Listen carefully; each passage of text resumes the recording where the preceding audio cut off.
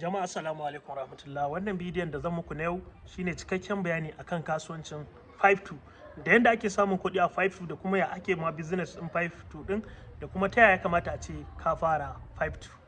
Da fari idan farkon zuwan ku ne wannan channel din nawa ku tabbatar da cewa kun danna subscribing, kun danna alamar kararrawa domin da zarar na ɗora bidiyo za ku dinga gani. Dan ba bidiyoyin da zan dinga kawo cikin channel din nan face bidiyon ci gaba na arewun farka da sauransu kuma da harkokin da za ku samu kuɗi ba tare da kun sa kuɗi da kuma wanda za ku sa kuɗin ku wanda muka yadda da ingancinsa. Shin menene 52? Ya kuma ake 52 ya ake samun kuɗi da 52? 52 ana harka ne kamar trading harkar cryptocurrency. Yawwa za ka fara rijistar 52 ne da dala 21. Dala 21 kimanin kwatankwacin kuɗin bai fi naira 30,000 da wani abu, dala 35 za mu bashi misali. Kuma 52 duk jarin da kake da shi in ya kai miliyan 1 dole sai da wannan naira 35,000 za ka fara, wato $21 dole sai da wannan za ka fara, ba a sa sama da haka. Bayan shi rijistar sa kyauta ne, kyauta za a ma rijista, za a baka link ka rijista. To menene za ka sa wannan kuɗin?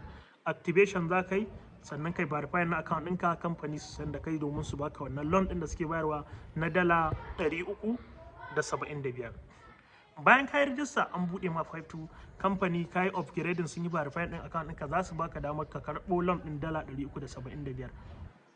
Bayan ka karɓo wannan loan ɗin da suka baka na dala, to a kowace rana litinin, talata, laraba, alhamis, juma'a banda asabar da lahadi akwai robert da za a baka guda 5 ko 6 ko 7 wanda za a raba musu wannan dalolin naka, ko guda 10 in aka raba musu. Bayan an raba musu za su je su shiga kasuwa da wannan dalolin.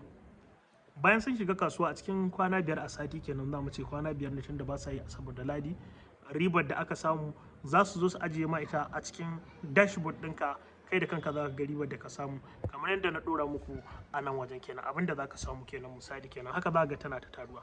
To wannan ribar da kuke gani ita ce za ta dinga taruwa a hankali a hankali a hankali har ta kai kimanin dala 375. ka riga da ka biya musu bashin da suke binka. Daga wannan lokacin ba a cewa komai, ka riga da ka zama ɗan gata. Ka zama ɗan gata, za su buɗe ma account ɗinka. Wani za su iya buɗe mai da dala 80, wani suna buɗe mai da dala 150, wani dala 200 sama da haka, ya danganta da yanayin sa'anka. Kuma a nan take za ka iya cire kuɗinka ka je ka canja su ka mai da su naira. In ko ka kai niyya za ka iya activation. Sannan akwai wanda suke cewa yana kai wani lokaci kafin a buɗe ma account. In baka inviting ɗin mutane ba yana kai kimanin at least a bashi wata hudu. Amma in har ka yi inviting ɗin mutane a cikin wata ɗaya ma account ɗinka zai buɗe, ko a cikin sati ɗaya at least zai ce ka gayyaci mutum 10.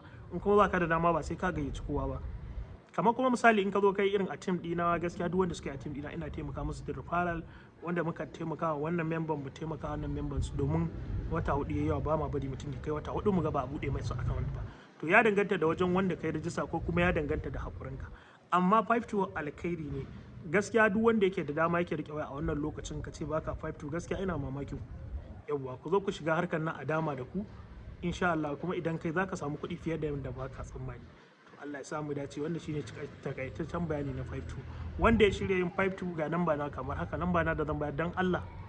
In mutum ya ji wannan bayanin, in har ba wai zai ba kai ya dauki lamba ta ce zai kira ni ko ya mun message ta WhatsApp, saboda message yana min yawa. Ga lamba ta kamar haka zan faɗe ta 08140623116 na WhatsApp number ni. Idan ne ka ajiye min message ka ce za ka yi sai in ma rijista, ka bari sai ka shirya. An kuma baka shirya ba ka bari sai ka shirya.